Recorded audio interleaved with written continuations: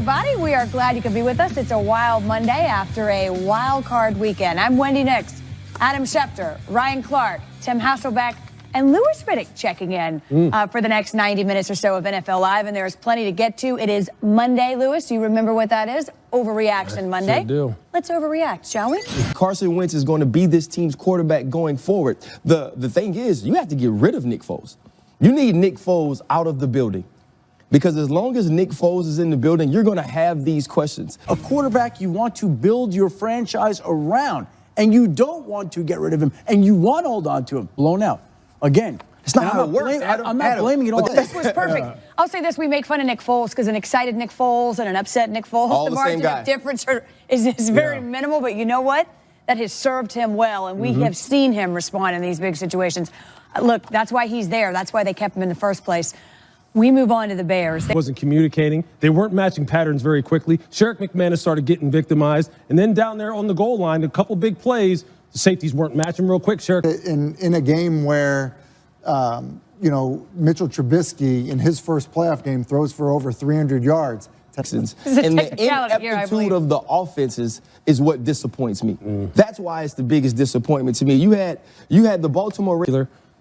Is not so much the play of the players about those games, but I wouldn't put that so much on the players, the strategy. All right, listen, we're just getting warmed up. It really is a good day for Overreaction Monday. Wildcard weekend just sets us up perfectly. And coming up, Boredom edition, if you will. It's also Overreaction Monday.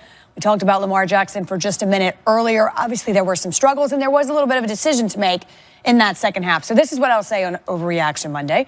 John Harbaugh. Plays to happen for that Ravens team, we're going to come from the most explosive offensive player that they have on their roster, who, by the way, and I actually think it was kind of proven wrong, even though they didn't win. And you know what's always interesting, too, is obviously quarterbacks get so much focus, and we're talking someone under center next year. An overreaction for me as well. You take those three teams, throw in some other teams. How about the Denver Broncos? Now, if you were betting whether or not his arrow's pointing up or down, it's pointing at least the horizontal to down.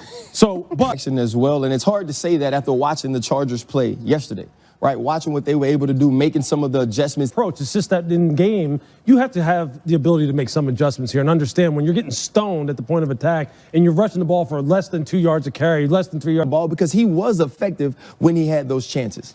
You said Russell Wilson's the best player, Doug Baldwin too, except they were losing the line of scrimmage in the run game to a point where they weren't going anywhere. They weren't going to get anything. And the way I see it too, we would be the #1 defense year in, year out, and we'd play Tom Brady and he'd eat us alive. Right, because we were a 3D. We were right back to doing what we always did that worked against everybody else. Sometimes you just have to make those adjustments to win a game. And they weren't able to do that. And to me, that's a bigger problem than coming into the game saying that you want to run. Funny you said. Like 10 years old, okay? If I can find a 10-year-old to execute perfectly, by the way, onside kicks like 3 times a game, then in the pros, the guy who's a punter who kicks the ball for a living should be able to onside kick.